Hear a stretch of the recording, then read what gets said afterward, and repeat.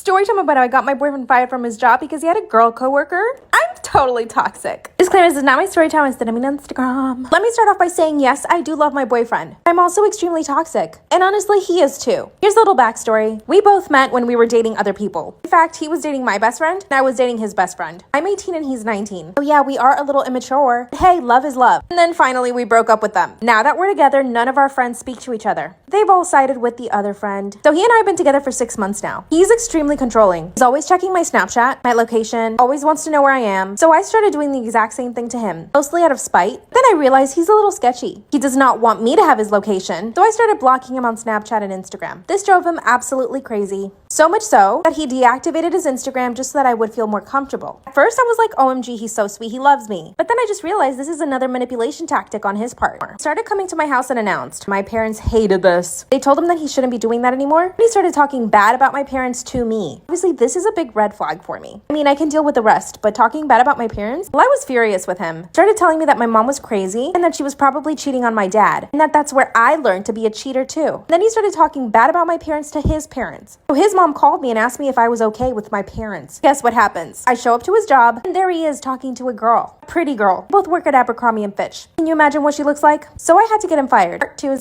story time about how I got my boyfriend fired from his job because he had a girl coworker. Disclaimer, this is not my story time, it's on Instagram. Well, I show up to his Abercrombie and Fitch job and I find him talking to a girl, very pretty girl. I went insane, pulled him aside and told him that he needed to quit right then and there. That if the tables were turned and I was the one talking to a really cute boy at my job, he would lose it and break up with me immediately. He started telling me that I was overreacting. I was being insecure. Me being insecure? Not him checking my phone every day. By the way, the girl was so nice to me. Came up to me later and said, you don't need to worry about anything. I have a boyfriend and I'm not interested in yours. I did appreciate it, but the way my boyfriend was talking to her was a no-no. So here's what I did. Waited for his shift to end, and I went straight into that Abercrombie and asked to speak to the manager. And that's when I made up the whole story. I told him that this boy that was working there was harassing me, and that he kept staring at me and grabbed my arm, which made me feel super uncomfortable and scared. And the cherry on top, I started to cry. And I told him that this wasn't the first time it happened, that the same boy had done it another time. The manager, of course, apologized right away. I left the store. 2 hours later, my boyfriend calls me crying. He said that he got fired and he didn't know why. That all the manager said was that his behavior was inappropriate. And my boyfriend couldn't figure it out. Well, he's never gonna find out that it was me that got him fired. So I begged my dad to hire my boyfriend at his car shop. And my dad did, out of the kindness of his heart. So I made my boyfriend eat all of his dirty words. Not only that, but him working at my dad's car shop allows me to keep an eye on him at all times. You see, I have access to all the cameras.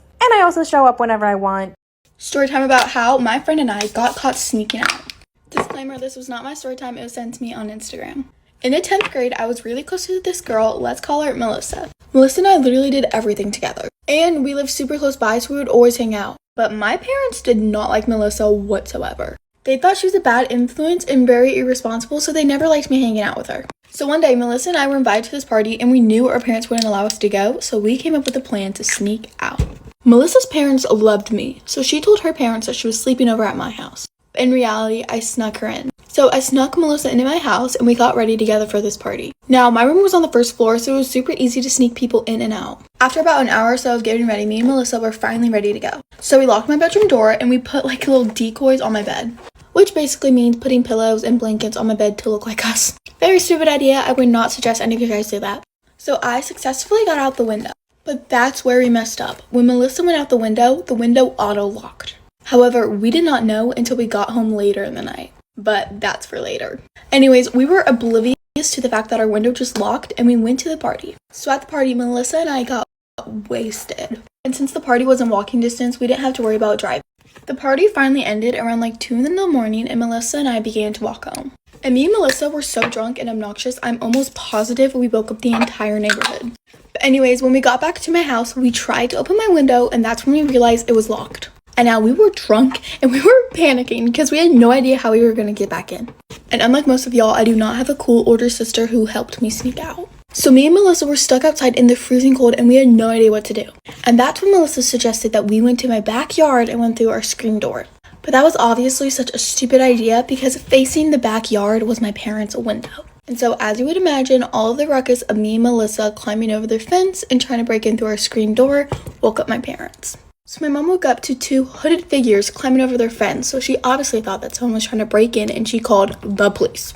And so my mom woke up my dad and my dad went downstairs, and came into the backyard to confront us. And that's when they saw drunk me and drunk Melissa sitting there trying to wiggle our way through the screened-in door.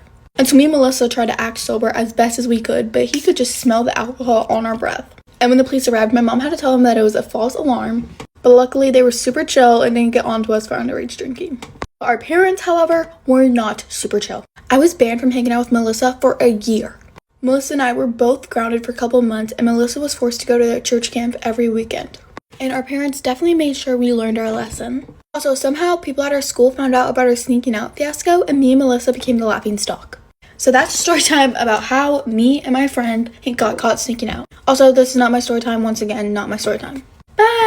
Story time. Am I in the wrong? So I was talking to this boy named Chris a couple of months ago, and around the same time that I was talking to him, I had met my friend Ashley. But I do want to point out that me and Ashley weren't very close. Now, at the time, no one really knew that me and Chris were talking. We just kind of kept it on the low and to ourselves. But then fast forward a little while later, Ashley starts talking to Chris. And then me and Ashley get a little closer to each other. When I found out that they were talking, I didn't really mind because me and Chris were never dating. So it wasn't a big deal. But a couple of days ago, me and Chris started talking again because of our friend Ashley. And I ended up needing a ride home because it was raining really bad, so Chris offered to take me and I said yes. On the way there, Chris started flirting with me, but I would just laugh it off. Once we got to my house, Chris insisted on walking me to my door, so I just let him. When I got to the door, I was like, okay, well, thank you for driving me home. I will see you later. But he pulled my arm. And I looked at him and I was like, what's wrong? And he didn't say anything at all. He just looked at me and then he kissed me. And of course, I kissed him back. Fast forward a couple hours later, Ashley texts me and she tells me that Chris isn't answering his phone. So I replied and I was like, oh, I think he's at the dentist getting his braces tightened. And I said that even though he was still at my house. We've continued this for weeks and I just want to know if you guys think I'm in the wrong. I went to McDonald's to get a chocolate shake and my expectations were not high. But when I pulled through the drive-thru, they handed me a white shake instead of a chocolatey looking one, and I thought that's suspicious, but I'm bad at speaking up for myself in the moment. So I just drove away for a minute and I tasted the shake and it was definitely vanilla. There was like the tiniest bit of chocolate syrup on bottom, so attempts had been made, but it was a vanilla shake. So I went back through the drive-thru and I was like, hey, I am so sorry.